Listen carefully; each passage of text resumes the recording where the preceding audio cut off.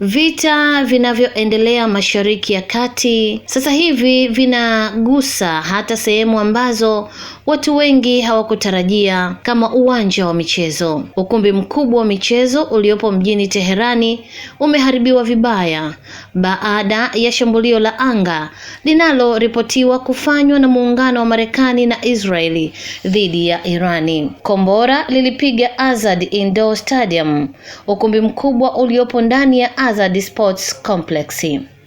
Mashambulizi hayo yameacha sehemu kubwa ya jengo ikiwa imeporomoka, huku miundombinu mingine iliyokuwa karibu nayo pia ikiharibika. Kwa mujibu wa ripoti, maeneo yaliyoathirika ni pamoja na mabweni ya wanamichezo, jengo jipya lililotumiwa na shirikisho la baiskeli, na bwawa la kuogelea lililopo ndani ya eneo hilo. Madirisha ya majengo mengi yaliyokuwa karibu pia yalivunjika kutokana na nguvu ya mlipuko.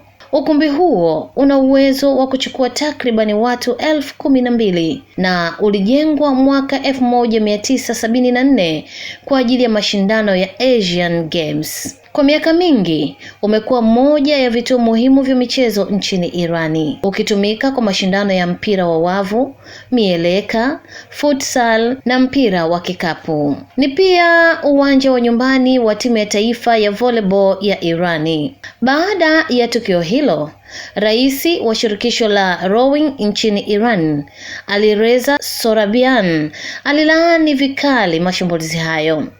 Alisema kuharibu maeneo ya michezo, elimu au afya wakati wa vita ni jambo lililokatazwa chini ya sheria za kimataifa, akirejea kanuni za International Committee of the Red Cross.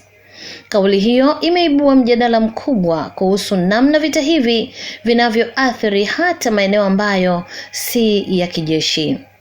Kwa sasa, vita vinavyoendelea Mashariki ya Kati tayari vimeshasababisha vifo vya watu zaidi ya 1,000 na uharibifu mkubwa wa majengo na miundombinu. Lakini tukio hili linaonyesha jambo moja wazi. Mgogoro huu sasa unaanza kugusa hata maeneo ya maisha ya kawaida kama michezo.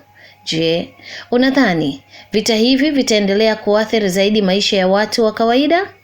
Andika maoni yako kwenye comments na usisahau kusubscribe kwa habari zaidi za dunia.